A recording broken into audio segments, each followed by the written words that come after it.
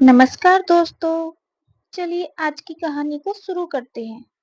शिल्पी जब ब्याह कर ससुराल आई तो एक दिन रोहन ने उससे कहा, शिल्पी मैं तुमसे कुछ कहना चाहता हूँ।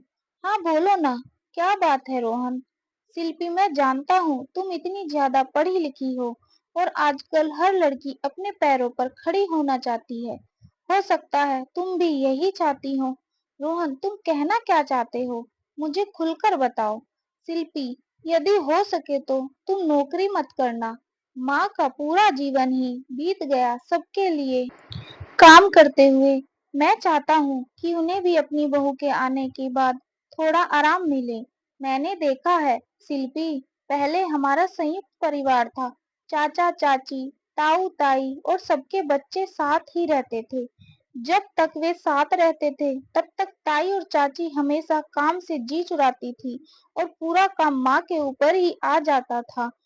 फिर काम वाली क्यों नहीं लगाई रोहन। काम वाली तो सिर्फ बर्तन और पोछा करने के लिए ही थी ना शिल्पी। लेकिन घर में कितने काम होते हैं। तुम तो जानती ही होंगी, परिवार यदि संयुक्त है तब तो पूछो ही मत। माँ को सबने बहुत ही हल्के में ले लिया था।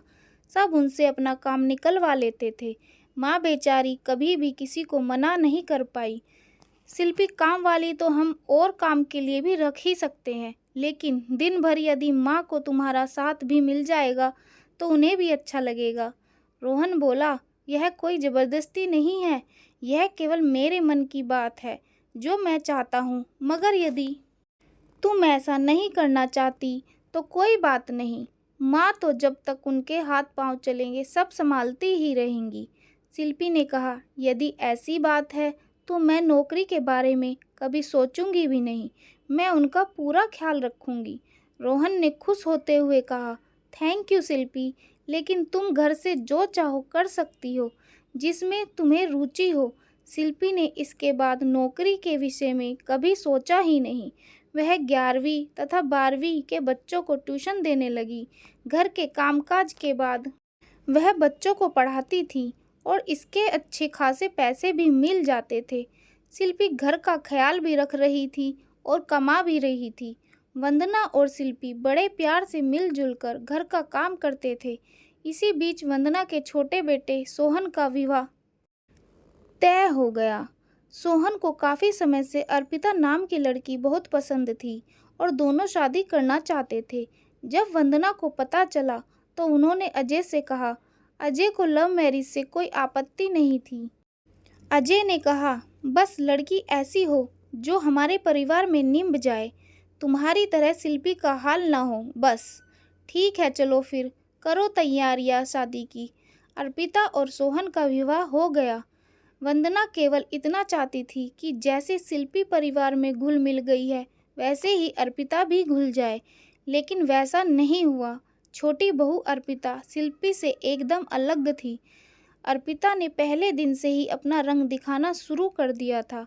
वह बहुत कामचोर थी। रोज आराम से सोकर उठती, अपने कमरे से बाहर आती और आकर डाइनिंग टेबल पर बैठ जाती। ऑफिस के लिए रोहन और सोहन के साथ अब अर्पिता का भी टिफिन तैयार होने लगा। रात के भोजन के समय भी अर्पिता मदद करने नहीं आती थी। वह अपने कमरे में जाकर आराम करने लगती। सभी यही सोचते कि अभी नई है, सब सीख जाएगी। यह सब देख वंदना के अंदर ज्वाला जल रही थी। वह महसूस कर रही थी कि शिल्पी अकेली ही पिसती जा रही है। वंदना घर की शांति भंग नहीं करना चाहती थी, लेकिन वह इस शांति के चक्कर में शिल्पी के साथ भेदभाव नहीं होने दे सकती थी। वंदना ने सोचा वह खुद अर्पिता से बात करेगी।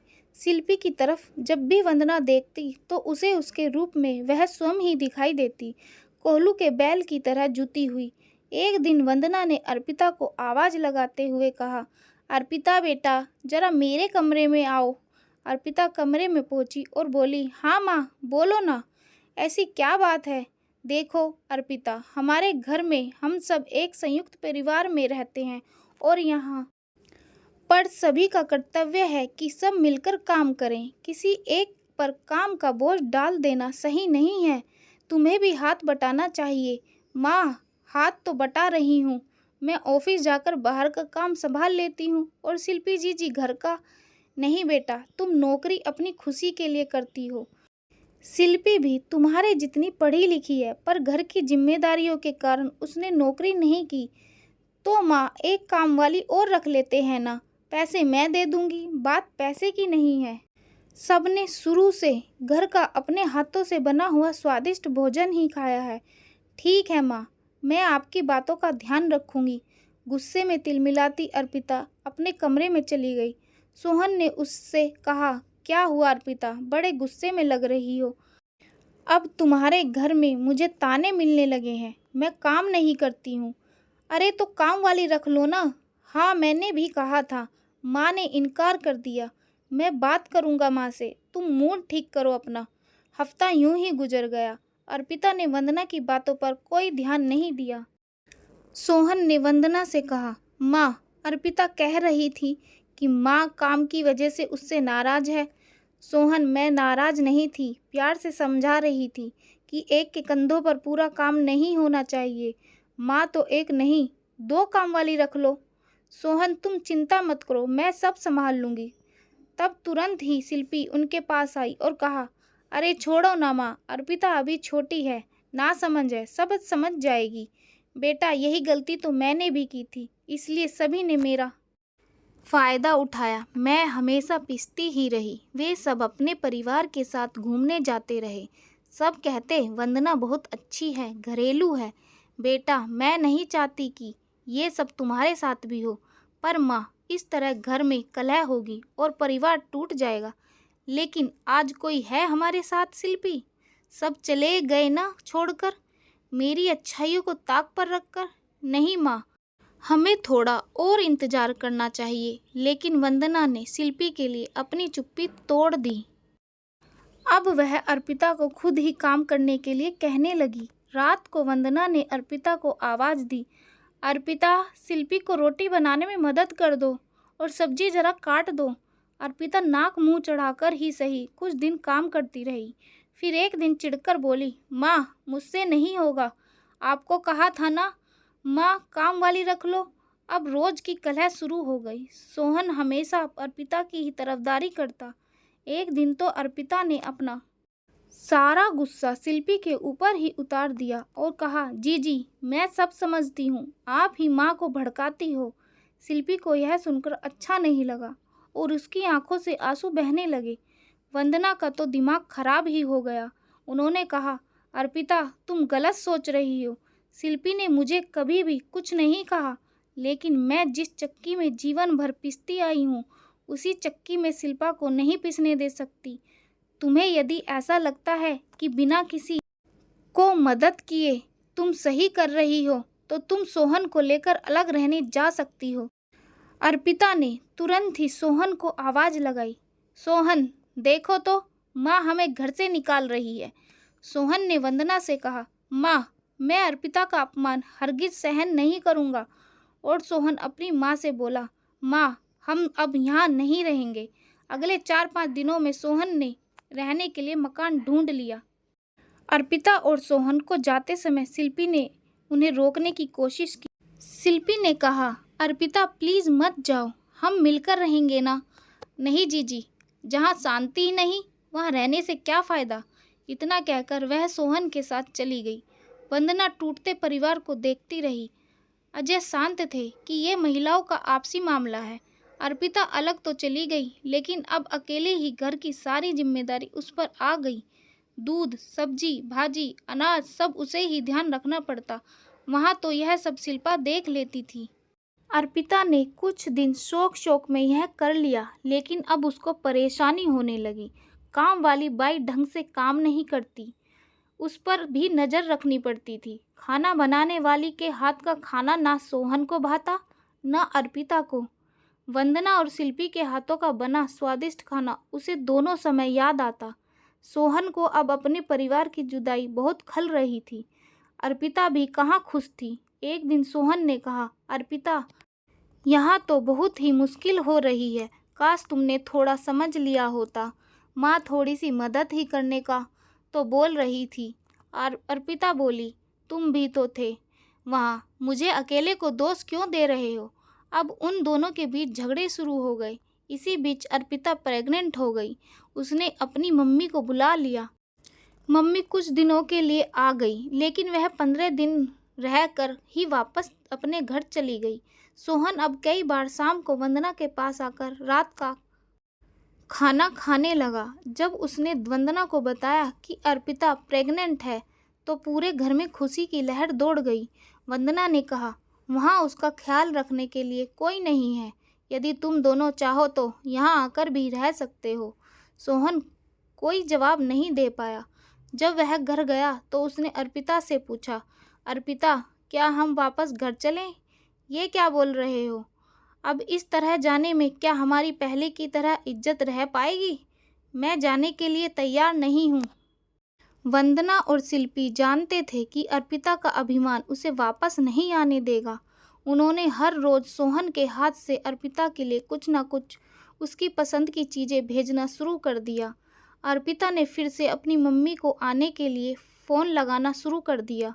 एक दिन अर्पिता की भाभी जया ने अपनी सास से कहा, मम्मी, अर्पिता दीदी गलत हैं। ऐसे में आप उनका साथ देंगी तो उन्हें कभी अपनी गलती का एहसास नहीं होगा। अर्पिता की मम्मी ने कहा, जया, तुम ठीक कह रही हो। लोग कहेंगे माँ ने अच्छे संस्कार नहीं दिए। इसीलिए जब अर्पिता ने अपनी माँ को फ़ोन करके बुलाया तो उन्होंने आने से मना कर दिया। अर्पिता का चेहरा उतर गया। एक दिन अर्पिता की तबीयत बहुत खराब हो गई। सोहन ने वंदना से कहा, माँ, अर्पिता बीमार है। तो वंदना बोली, सोहन, उसे लेकर यहाँ आ जाओ, हम उसका पूरा ख्याल रखेंगे। सोहन ने अर्पिता से कहा, माँ कह रही थी कुछ दिनों के लिए वहाँ चलकर आराम कर लो। सोहन अर्पिता से बोला, तुम्हें क्या लगता है सबको छोड़कर हम दोनों अकेले रह लेंगे? माँ पूरी जिम्मेदारी उठाने के लिए तैयार है। सोहन के इतना समझाने से अर्पिता मान गई और 15 दिनों के लिए वह घर पर आ गए। सभी बहुत खुश थे। वंदना और शिल्पी अर्पिता का बहुत ख्याल रख रही थी। अर्पिता हैरान थी कि उसकी इतनी गलतियों के बाद भी वे उसका कितना ख्याल रख रहे हैं। एक दिन उसने शिल्पी से कहा, जीजी, थैंक यू, आप लोग कितना कर रहे हैं मेरे लिए। शिल्पी ने कहा, हम एक दूसरे का ख्याल नहीं रखेंगे तो और कौन रखेगा। अर्पिता अब अच्छा महसूस कर रही थी और अब 15 दिनों के बाद वह वापस अपने घर चली गई। बीच बीच में हर रविवार सोहन और अर्पिता वंदना के पास आते जाते रहते थे। 9 महीने के बाद अर्पिता ने एक प्यारे से बेटे को जन्म दिया। 15 दिन के लिए उसकी मम्मी शकुंतला भी आ गई। वंदना ने शकुंतला के जाने के बाद अर्पिता को अपने पास बुला लिया ताकि देख रेख में कोई कमी ना रहे। बच्चा धीरे धीरे 3 महीने का हो गया।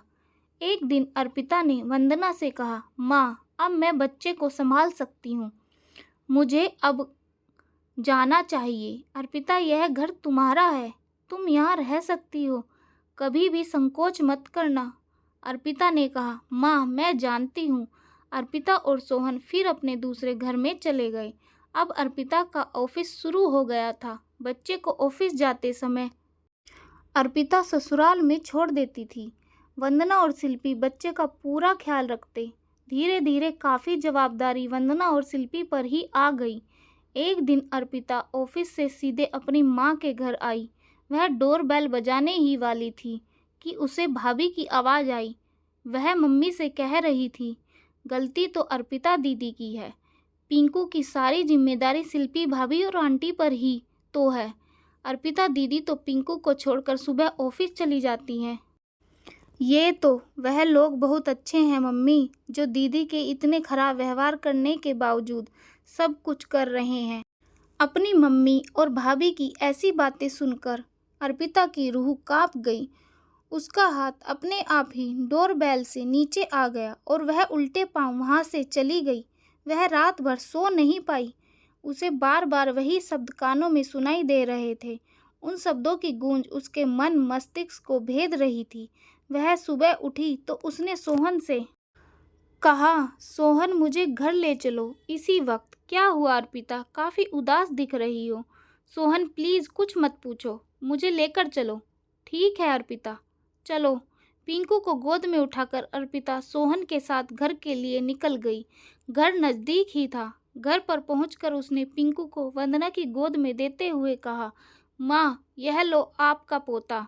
मैं रसोई में जा रही हूँ शिल्पी दीदी की मदद करने। वंदना भौचक्की होकर सुन रही थी और देख भी रही थी।